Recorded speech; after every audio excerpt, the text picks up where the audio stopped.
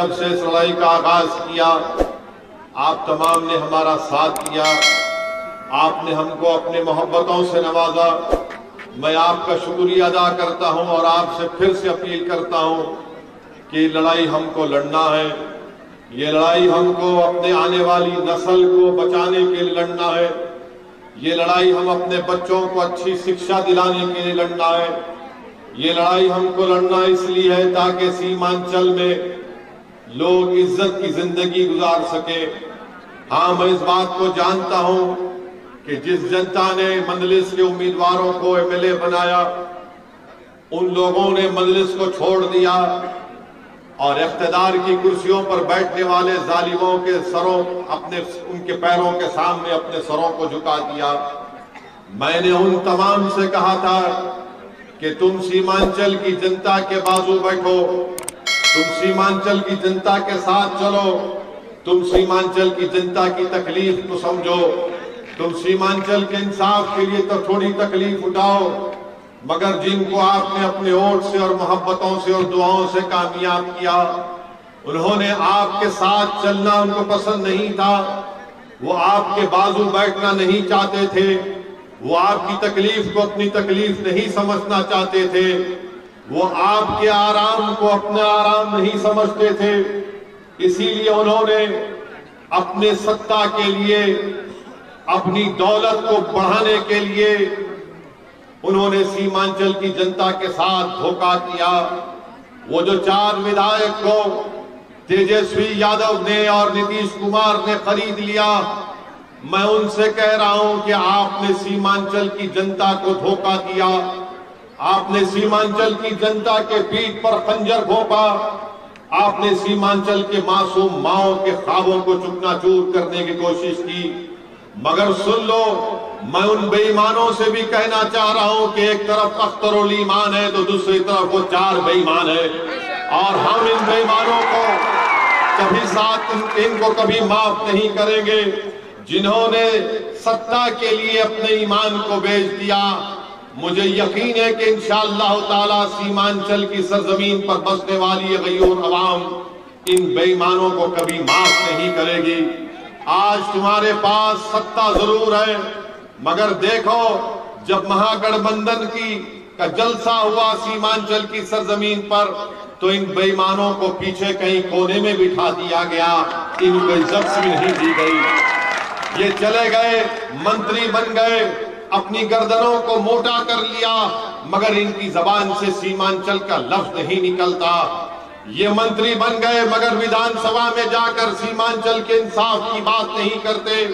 ये मंत्री बन गए मगर सीमांचल में जो लाखों एकड़ जमीन बारिश में कट जाती है उस पर जबान नहीं खोलते। ये ब्रिज आपके सामने है जो बरसों से आधा बना पड़ा है, मगर जिसका आपने साथ दिया उन्होंने गुलामी को पसंद किया। मेरे अजीज दोस्तों और बुजुर्गों, हमारे सामने 2 रास्ते हैं, या तो हम इज्जत से लड़ते रहे या फिर हम बेइज्जती के साथ अपनी जिंदगी को गुजारे। याद रखिए, अगर आप लड़ेंगे अपनी इज्जत के लिए तो यकीनन इंशाअल्लाह ताला कामयाबी आपके और हमारे कदम को चूमेगी। मजलिस इत्तेहादुल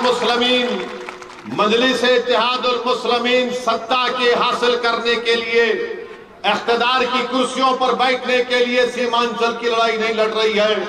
मजलिस इत्तेहादुल मुस्लिमीन सीमांचल की लड़ाई इसलिए लड़ रही है ताकि हम अपनी माँ और बहनों के ख्वाबों को पूरा कर सकें। मजलिस सीमांचल की लड़ाई सत्ता में बैठने के लिए नहीं लड़ रही है, बल्कि मजलिस सीमांचल की लड़ाई इसलिए लड़ रही है ताकि हमारे नौजवानों के ख्वाबों को पूरा किया जा सके। मजलिस सीमांचल की लड़ाई इसलिए लड़ रही है ताकि हमारे मासूम बेटियों को, हमारे बच्चों को स्कूल मिल सके, उनको गवर्नमेंट के डिग्री कॉलेज मिल सके, यहाँ पर एक एयरपोर्ट बन सके, यहाँ पर एक रेलवे की लाइन जलालबाग से किशनगंज तक डाली जा सके। ये मजलिस की लड़ाई है। इसीलिए मैं आपसे अपील कर रहा हूं कि दोबारा मजलिस इत्तेहादुल मुस्लिमीन को और मजबूत करिए। मैं आपसे वादा कर रहा हूं कि अगर सारी दुनिया भी मेरा साथ छोड़ देगी मगर एक अलाउद्दीन ओवैसी सीमांचल की लड़ाई लड़ते रहेगा। मैं दुनिया को देखकर या ताकतवर को देखकर अपना मौक़िफ़ बदलने वालों का नाम असदुद्दीन ओवैसी नहीं है। मैं हक और इंसाफ के लिए लड़ता है और लड़ता रहूंगा।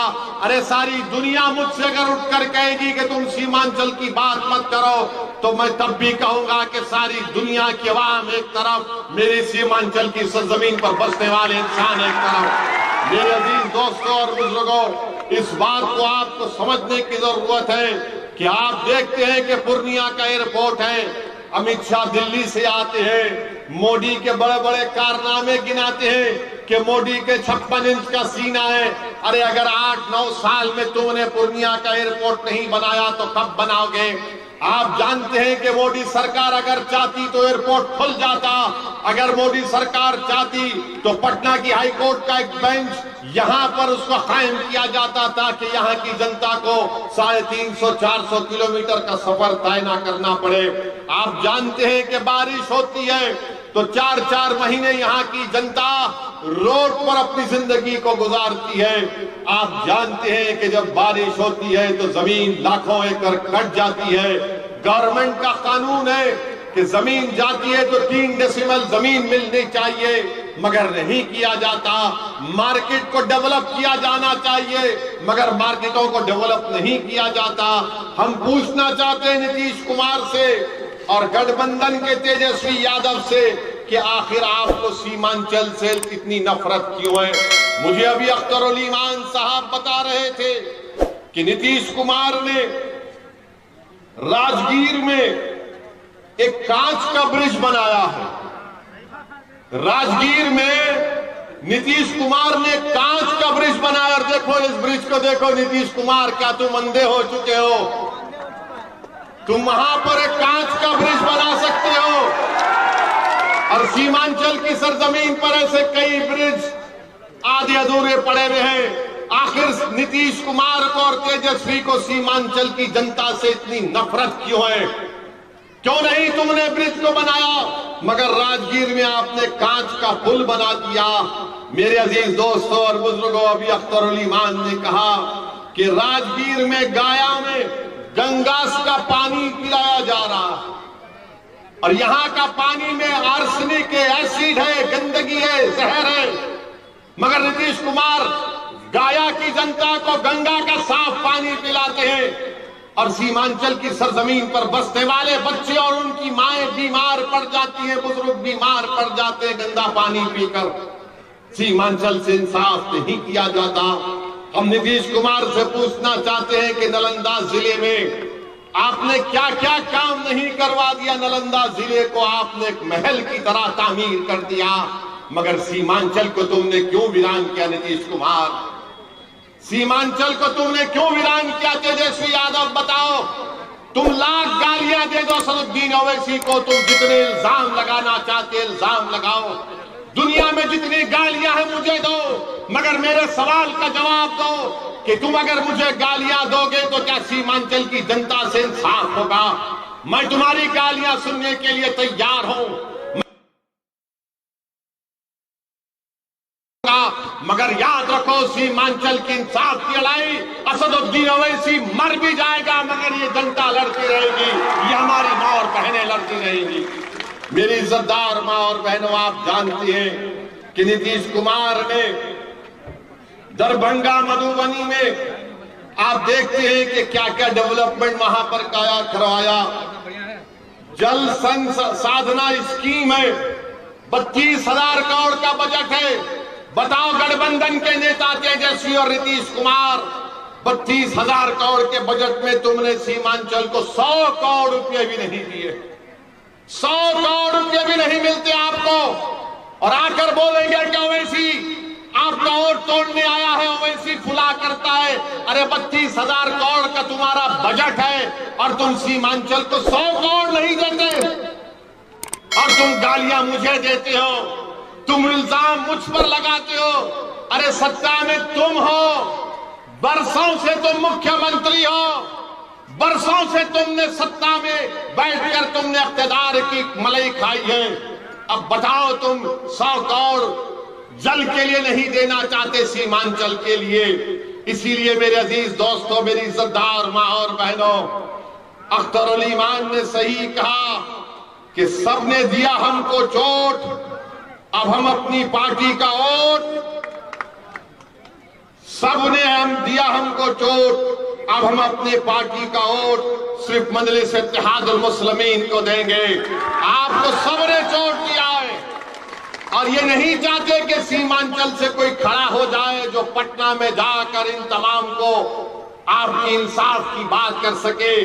इसीलिए अब की बार इंशाअल्लाह ताला बेईमानों को हम अपने साथ नहीं लेंगे, लड़ने वालों को अपने साथ लेंगे ताकि वो जाकर विधानसभा में सीमांचल की लड़ाई लड़ सके।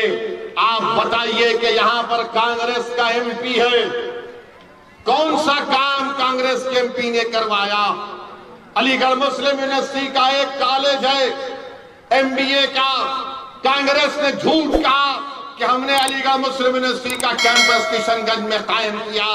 इसी कांग्रेस के एमपी के सामने मौजूदा मरकजी वजीर धर्मेंद्र प्रधान ने कहा कि कांग्रेस ने अलीगढ़ मुस्लिम यूनिवर्सिटी का सेंटरी साइन वहां पर मंजूर नहीं किया था, मगर आपने धोखा दिया सीमांचल की जनता को। मेरे अजीज दोस्तों और बुजुर्गों, इसीलिए हम आपसे अपील कर रहे हैं कि आप मजलिस इत्तेहादुल मुस्लिमीन को और मजबूत करिए।